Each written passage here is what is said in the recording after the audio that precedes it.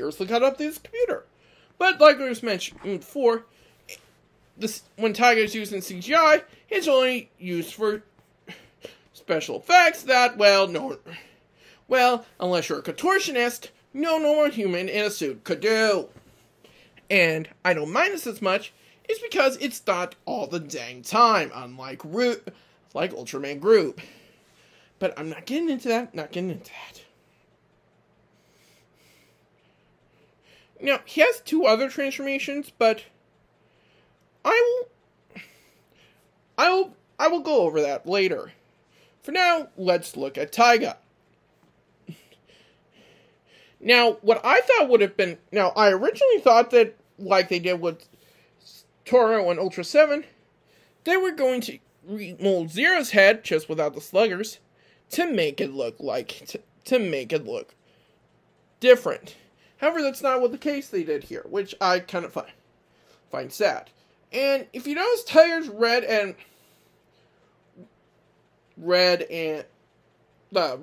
red stuff on his arms and legs, that's because he was modeled after Showa Ultras, which some of them look like they have actual boots and gloves on.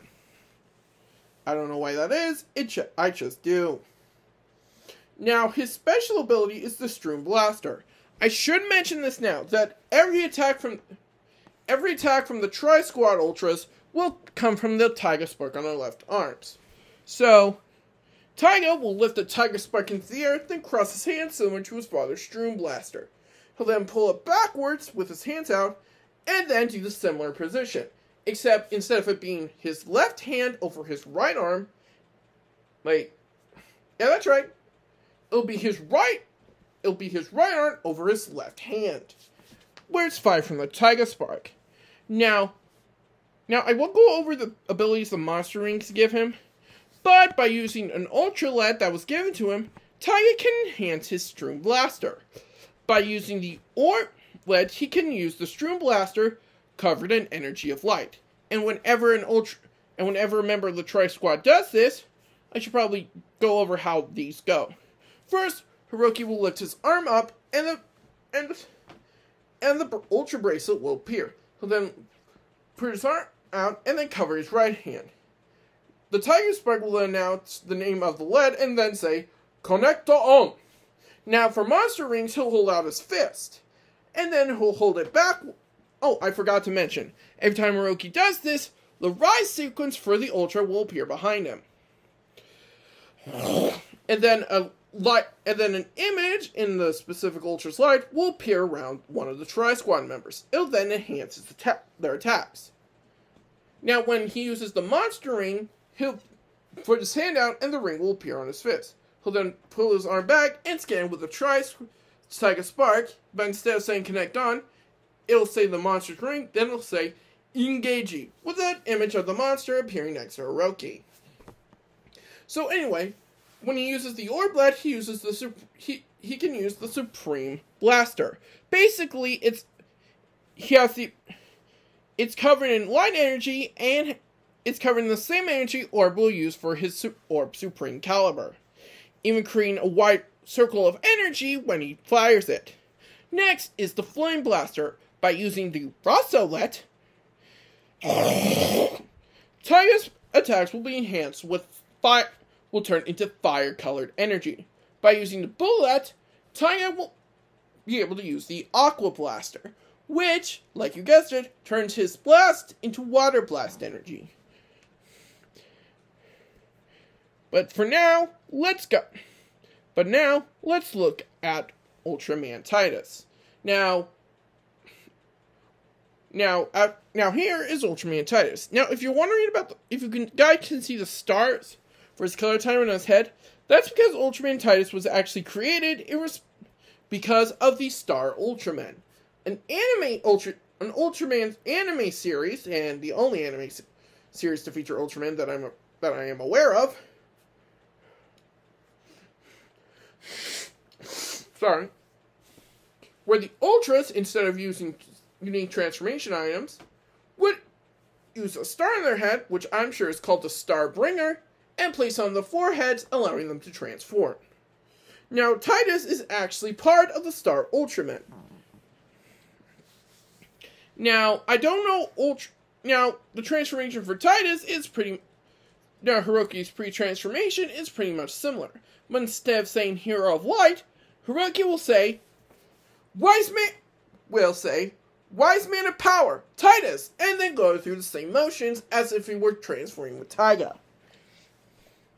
Now, having muscles, Titus has super strength, or he's very powerful. Now, his main finisher is the Planium Buster.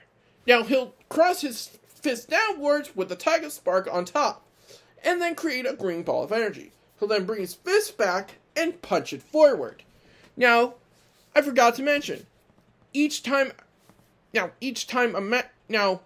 reason each Ultra has a specific green is because uses a specific form is because of a certain individuality they share with a member of the Tri-Squad.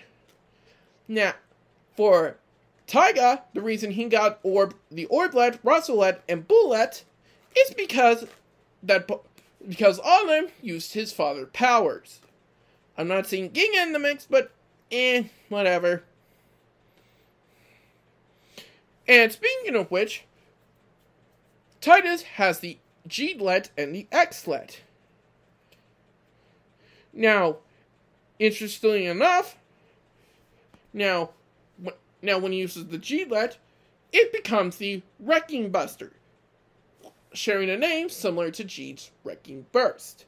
Now, he basically goes through the same motions, but his spear is covered with darkness energy. And when using the X-let, he can use the Electro Buster.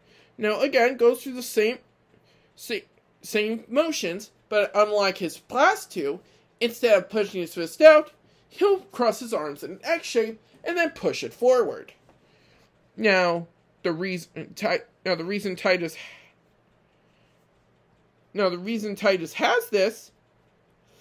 Oh, I guess they do have color timers. And apparently, the reason Titus is so different from other Star Ultramen is because instead of his color time being green, it's blue. Now,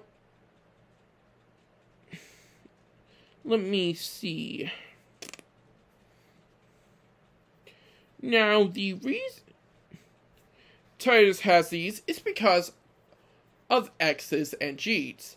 G makes sense, but it's because of Titus's background. You see, according to the Taiga voice drama, Titus's parents actually served the main villain of the Star Ultraman series. So, for Jeed, it kind of makes sense. His father was one of the most evil Ultras to ever live. Now, with X, you kind of have to take more of a curveball for that. But my best guess is because X accidentally caused the Ultra Flares, like I went over in my X video. So, yeah. So next, we will look at Ultraman Fuma. Now Fuma is the Speed Ultra. Not just because he's color blue, but he also has abilities equivalent to a ninja. And similar to Orb, Brasso, and Boo, he got his power from the O50 Galaxy. From the Warrior's Peak. Now this is Ultraman Fuma. Dang it! Go away, you! Ultraman Fuma. Now, again, similar to Titus's and Taiga's, it pretty much goes the same way. But this time, Hiroki will shout out, Champion of Wind, Fuma, and then same motion. Now Fuma's attacks are interesting because, like I mentioned before, he's based on a ninja. So his main attacks are using shurikens. Now his attack is lightwave shuriken, basically launching multiple light shurikens. But he also has the lightweight shuriken slashing wave type. Now these sound like ninja names. Oh no, wait. He actually does have a finisher. These were just techniques. His is the Polar Light Star Wave Shuriken. Basically, he fires a giant energy shuriken from the Taiga spark. Now, the shuriken can also act as a shield to protect innocent bystanders, and also, if the attack is stopped, it can also split into more shurikens. Now, to enhance this, Fuma uses the Gingalet and the Victorylet. When he uses the Gingalet, it turns into the 7-star Lightwave Shuriken.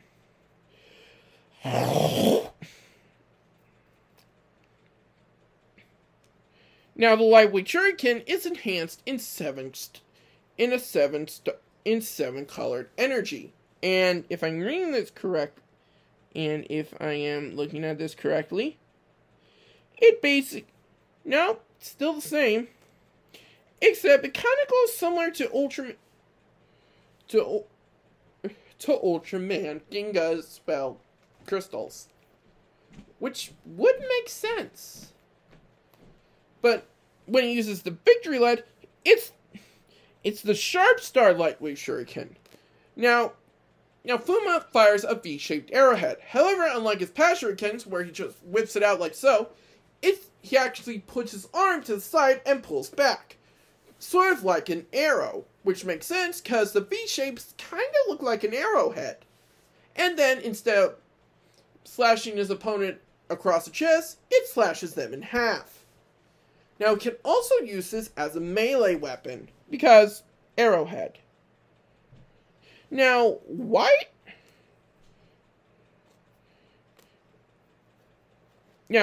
interestingly enough, because of the 050 thing, Fuma's color timer is actually based on Rossos and Bulls, which were circle shaped. So why does he have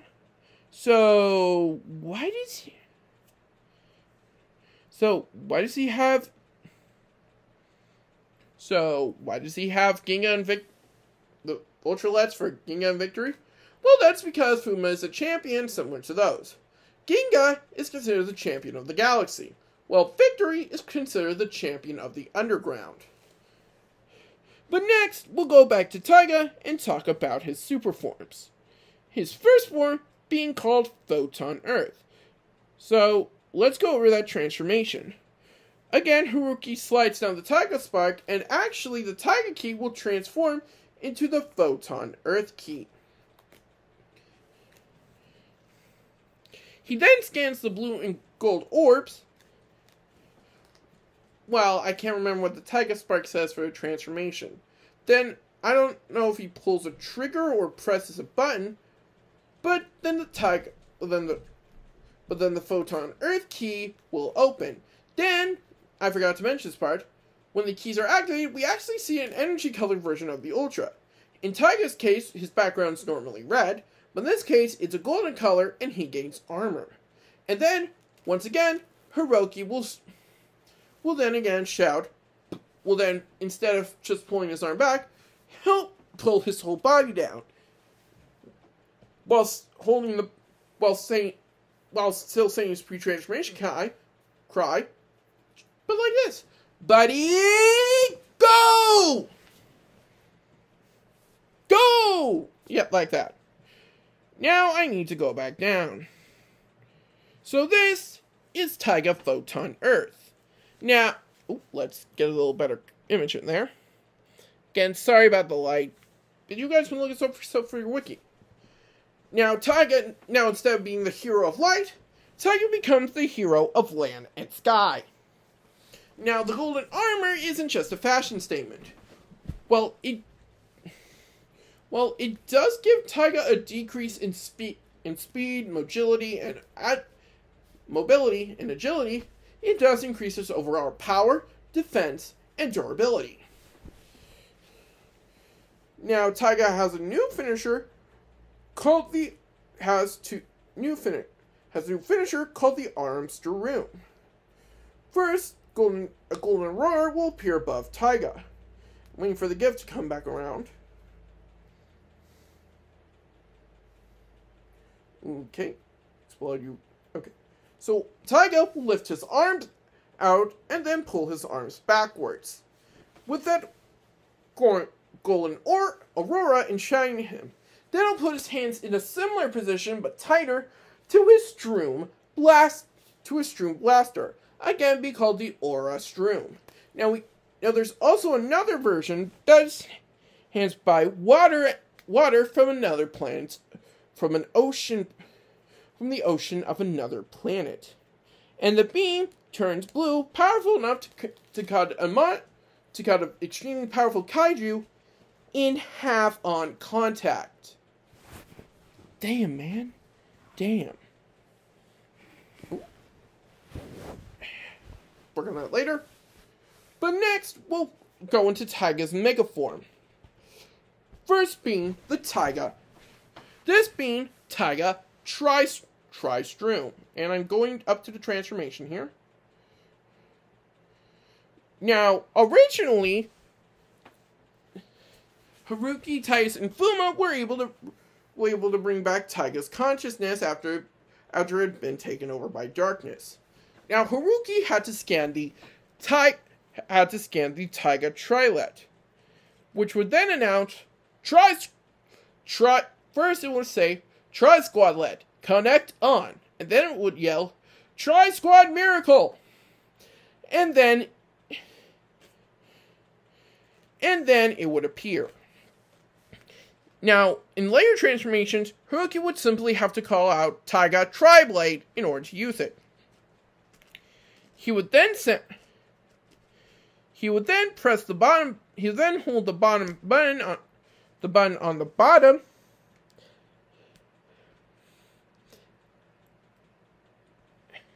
and then spin a wheel near the center, not a vertical wheel like, say, the Orb Caliber, but a horizontal wheel. He would then yell, burning up, together with my friends, and then thrust the saber forward as he was spinning it. He would then do complex motions while the colors of the other new generation heroes would appear around him, and together they would move and then raise the tri-blade together and say, "Buddy, go!" And this is Taiga Tri-Squad. No extra armor, no new coloring, just simple upgrades. It's simple, but I like it. But that's besides the point. And this is the Taiga Tri-Blade. Now this is the Tri-Blade Haruki uses at human-sized. This is the giant-sized Tri-Blade that Taiga Tri-Stroom use. Now, what's the purpose of the Taiga Tri-Blade? Well, it basically allows Taiga to access the power of all. Taiga Tri-Stroom to access the power of all the Tri-Squad members, except for Hiroki. Not because he's human, but because he's wielding it. Oops. Now, depending on how many times Haruki presses the button, a different effect will happen. By pressing it once and calling out the name Taiga, a red energy version of Taiga would appear next to him, and then they would both spin the blade. This would be called, when using this, well, afterwards, Haruki would press, for all transformation, Haruki slides his hand down the blade, then thrusts upward, then press the trigger. Then flame lights would appear and go to a jewel at the top of the blade, and then it would activate. Now Taiga Tri-Stroom's whole body is coated in fire, and he dashes forward and while impaling his enemy with a tri-blade. before they explode. Next is the Titus Burning Hammer. To access this, Hiroki needs to press the button at the bottom of the hand. Needs to press the button at the bottom of the handle of the Taiga Tri-Blade 2 times. He'll then do the same motions, but he'll call out Titus. And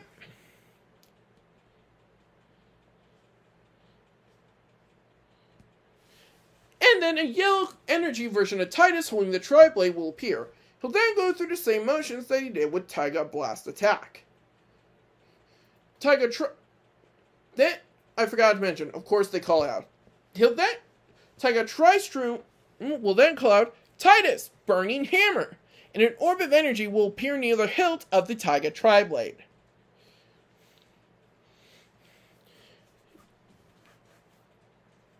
Well, a sphere of yellow fire, which Taiga can swing at his opponents, hence being called the Burning Hammer. Next is the Fuma Raging Fire Slash. To access this, Hiroki needs to press the button 3 times. And I forgot to mention, each time the button is pressed, this is just an in-show thing, a small energy ring of the colors will appear depending on how many times Hiroki presses it. This is going to be important later. He'll then call out Fuma, and then Fuma will appear once again, him holding the Tri-Blade, and they'll both spin it. Now in this case, the Taiga Tri-Blade will form a burning wheel, a giant wheel of blue fire that's able to cut through enemies. Now, his main finisher is the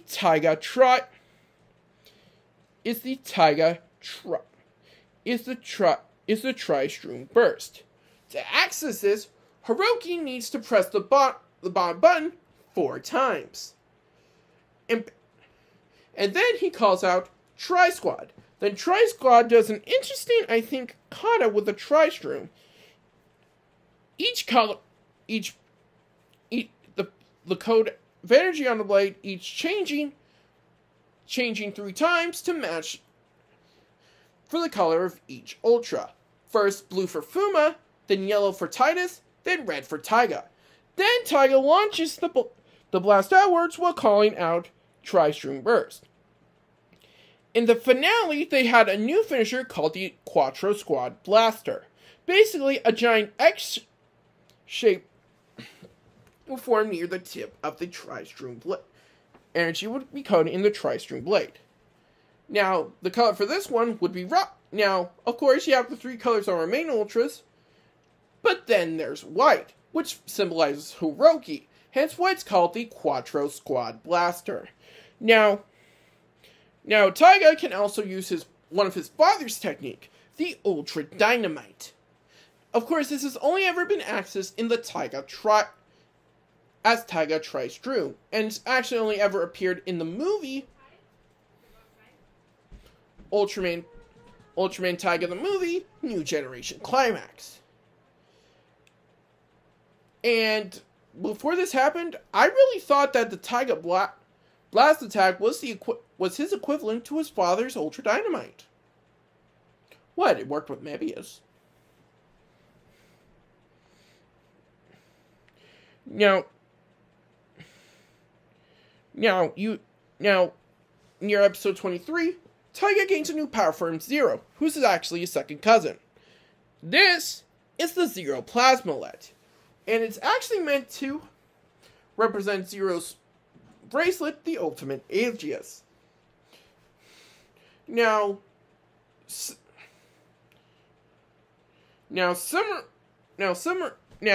Hiroki will summon it the same way.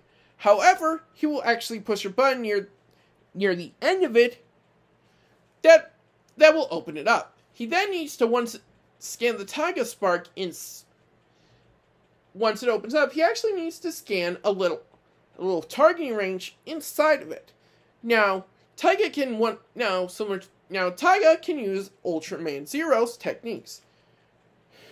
But however, he adds his name to it. He can use the Tire Elenium Blaster, which is actually similar to his second cousin's Elenium Shot, the White Tiger Shot, But here's one that's truly unique. It's called the Taiga Dynamite Shoot. It's supposed... Now, the first two have only been used by Taiga in his regular form. But there are magazine covers of Taiga Tri-Stroom using the two attacks. However, the one attack he does use, on screen anyway, is the Taiga Dynamite Shoot. He basically covers himself in fire and then shoots a rainbow blast of energy. Now considering its name, it's most likely a combination of Ultra Dynamite and Zero Twin Shoot. Now there are actually images here of its form. You see, this is an open form. Stupid image.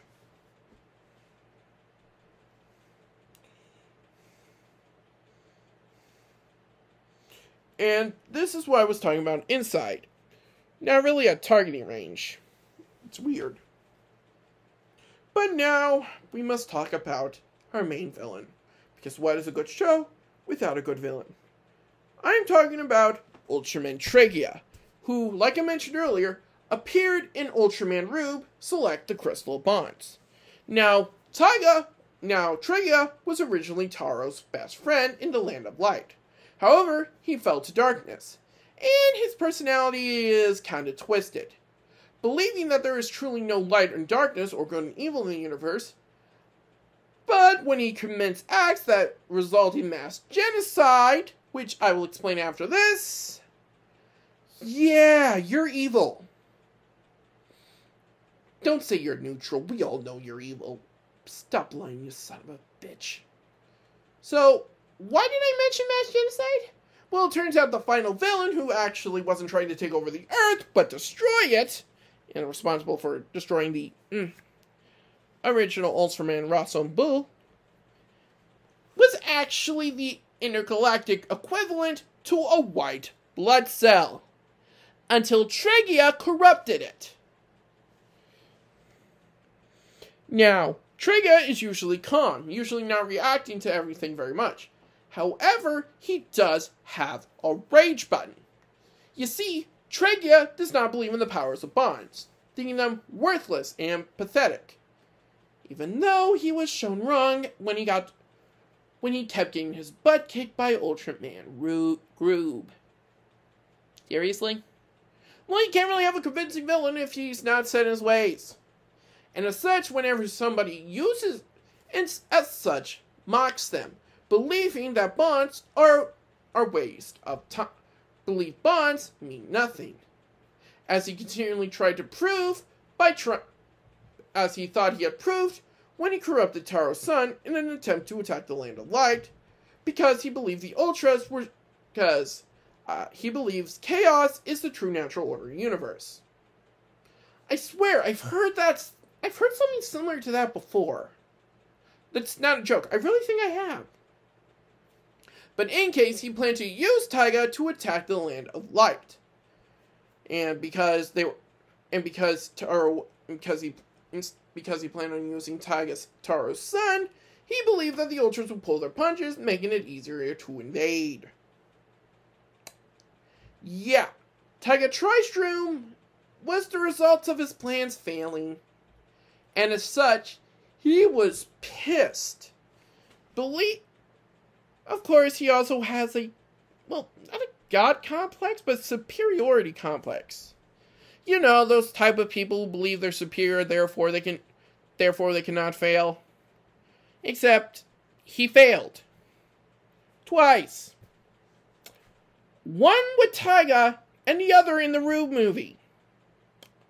Yeah, but however, Taiga preferring to insult his opponents, whenever he's involved in a fight with Taro, his personality does a complete 180, becoming more serious. This is because, I should have mentioned this earlier, I think I did, he and Taro were best friends when they were kids. So it makes sense that the one who had been his friends in childhood is the one who would make him get serious. Now, I don't want to go over his attacks, but basically, this is what he looks like. Now, the reason his color timer has that chest on him? Yeah, that's because he actually got possessed by a monster. And look at his shoes. Tell me those don't look... Tell me those don't look like elf shoes. Look at them! But I'm not going to go over his attacks. But we will go over his transformation. The Taiga Eye. Now, in its standby mode, it actually looks like the seal on his color timer. But in open mode, it looks like his mask. And to transform, he basically has to open it and put it on his eye. Now, he doesn't have a cool rise sequence, he just grows. Which is sad. Belial never had a rise sequence, then again, he didn't have his own human disguise. I want to trigger rise sequence. I hate the guy, but I believe, unless there's a certain reason, all Ultras deserve rise sequences. Unless you're Ultra 7. Then again, he does have his own transformation sequence, which I can say, which the original Ultraman just appeared and growed. It's weird. But now let's get into Taiga's final form. Why did I say Raiga? Well, that's actually the name of his final form. Well, it's Ultraman Regia. Well, I prefer Raiga. It's easier to remember. Now, this comes from the fusion of all the new generation heroes in the movie I mentioned earlier. And the collected combined results are that of the new generation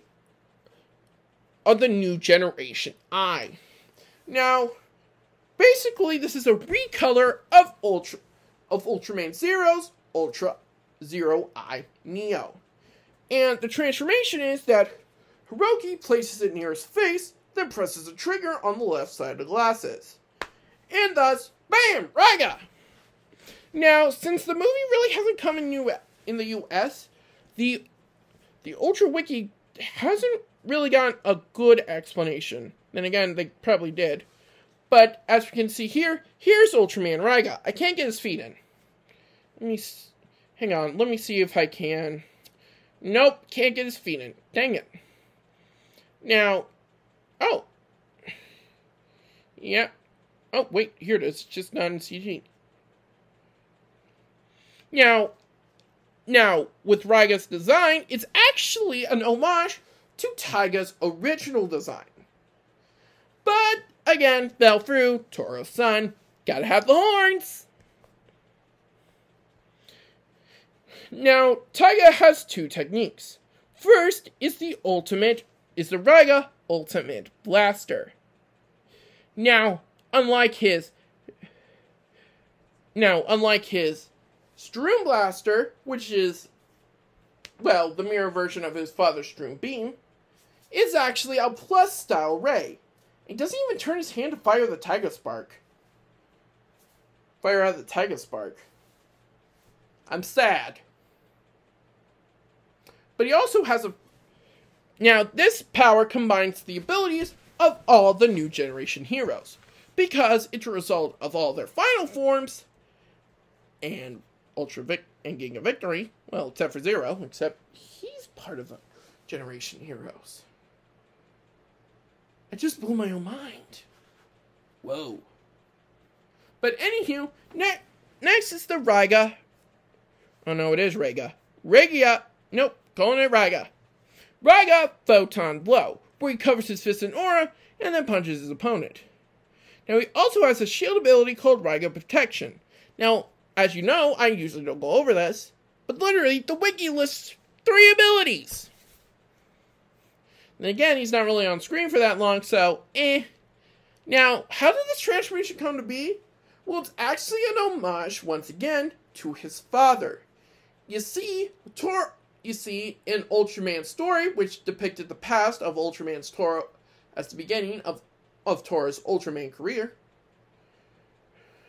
when facing a monster called Grand King, the past 5 Ultra Brothers fused their energy into Toro's horns, allowing him to become Super Toro! Not really much change because, again, form change wasn't really a thing in Ultraman till Ultraman Taiga, like I've got before.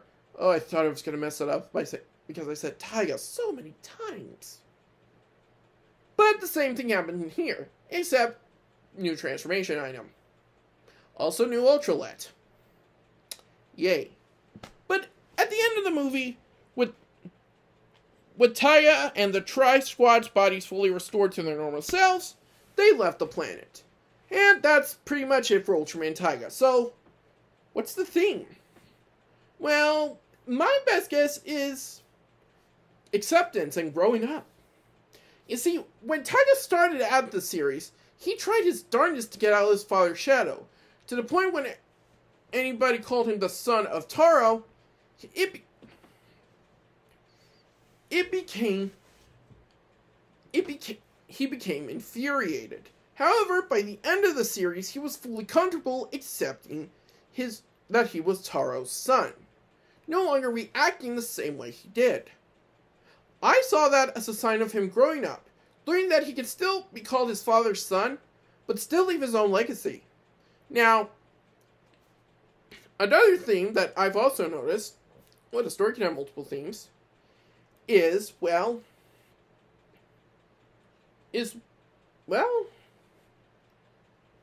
teamwork, for lack of a better term, and accepting. Not accepting who your family is or what you're going to be known by, but accepting others. This is actually most obvious with the Tri-Squad. Taiga is the only Ultra on the team from the Land of Light. That was weird. Titus is from the Star Fifth. Is an Ultra from the Star Ultraman and was the son of its main whose parents worked for the main villain. And Fuma was a human transformed Ultra. But they all had the same goal. Heck, we can even count Hiroki in this. He was a human. Humans can't compare to what the Ultras do. However, he was still treated as a